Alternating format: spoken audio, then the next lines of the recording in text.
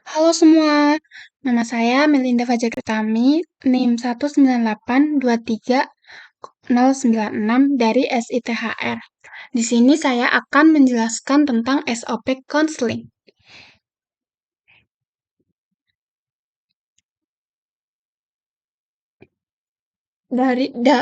SOP Counseling ini terdiri dari pra-counseling, counseling, lalu pasca counseling, dan performa tutor.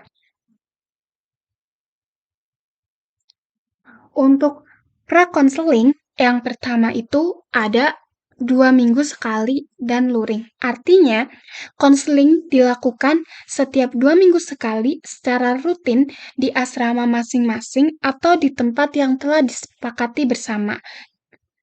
Yang kedua, minggu pendataan. Jadi, setiap 1 minggu sebelum minggu konseling akan dilakukan minggu pendataan.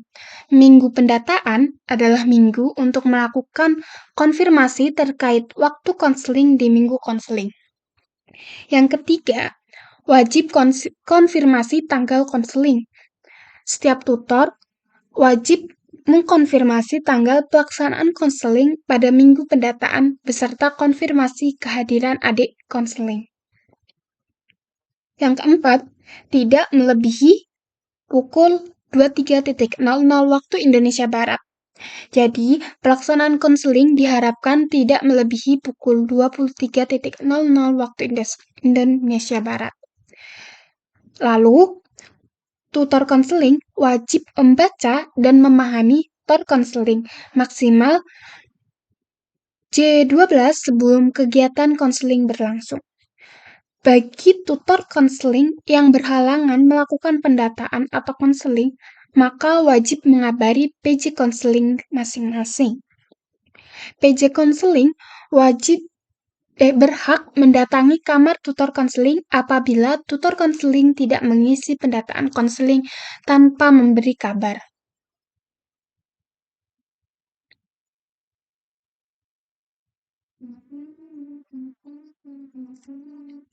Lalu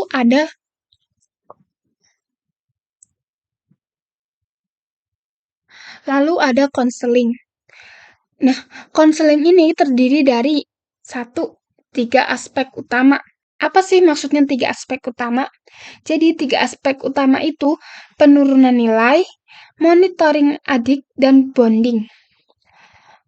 Konseling nilai merupakan konseling yang lebih difokuskan pada penurunan nilai dan konseling bonding merupakan konseling yang lebih difokuskan pada bonding antar anggota kelompok. Lalu, setiap tutor konseling diberi kebebasan berkreasi dalam metode konseling selama kewajiban sesuai tutor konseling tetap dilakukan. Yang ketiga, rentang pelaksanaan konseling selama 7 hari. Jika terdapat masa ujian, maka rentang akan diperpanjang maksimal hingga 14 hari. Tutor wajib menanyakan kabar dan kondisi adik konseling selama 2 minggu terakhir. Apabila terdapat kondisi darurat, adik konseling yang perlu disampaikan ke PJ konseling, silahkan sampaikan melalui form tutor konseling. Yang ke-5, dokumentasi kegiatan dilakukan 1 kali, yaitu saat selesai konseling.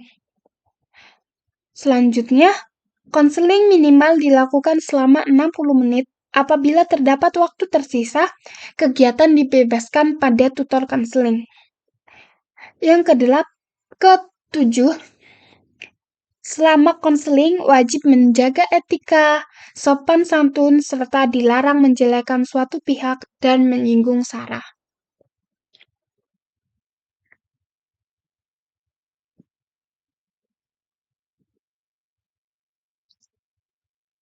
Selanjutnya ada pasca konseling.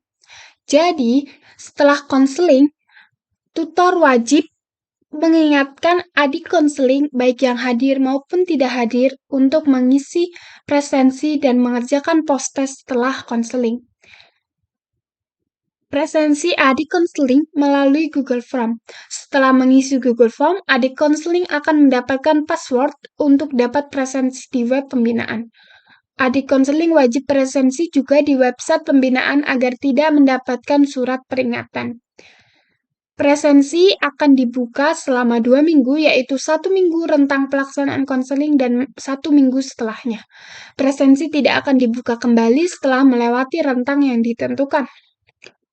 Bagi adik konseling yang tidak hadir, diwajibkan membuat resume konseling yang ditinggalkan dengan menanyakan materi konseling pada teman konselingnya, atau membaca modul konseling di website pembinaan. Resume konseling dapat diunggah di feeds Instagram dengan caption nama, NIM, tanggal pelaksanaan konseling, informasi konseling keberapa, dan judul materi. Postingan wajib men-tag akun Instagram @asrama_itb dan kakak konseling. Akun IG wajib bersifat publik. Lalu, waktu pengerjaan resume adalah 1 minggu setelah minggu konseling bersamaan dengan minggu pendataan konseling selanjutnya. Yang terakhir, tutor konseling wajib follow up kondisi adik konseling yang berada di bawah standar berdasarkan sheet monitoring.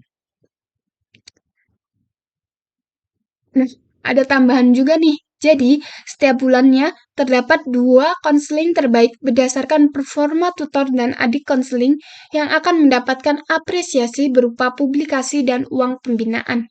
Tutor konseling akan mendapat apresiasi berupa uang pembinaan sesuai dengan jumlah konseling yang dilaksanakan. Selanjutnya adalah performa tutor. Jadi, tutor konseling akan dinilai berdasarkan yang pertama, berdasarkan performa parameter berikut. Ketepatan waktu konseling. Jika konseling dilaksanakan sesuai rentang minggu konseling, maka mendapatkan nilai maksimum.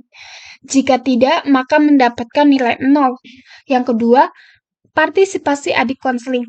Semakin banyak adik konseling yang mengikuti kegiatan konseling secara sinkron, maka semakin banyak nilai yang didapat. Yang ketiga, dokumentasi. Jika terdapat dokumentasi yang sesuai SOP konseling, maka mendapatkan nilai maksimal. Jika tidak, maka mendapatkan nilai 0. Yang keempat, kesesuaian presensi kakak dan adik. Jika sesuai input jumlah kehadiran adik konseling oleh tutor konseling dengan presensi adik konseling, maka mendapatkan nilai maksimum. Jika tidak, maka mendapatkan nilai 0. Rate dari adik konseling. Semakin tinggi penilaian tutor konseling oleh adik konseling, makin banyak nilai yang didapat.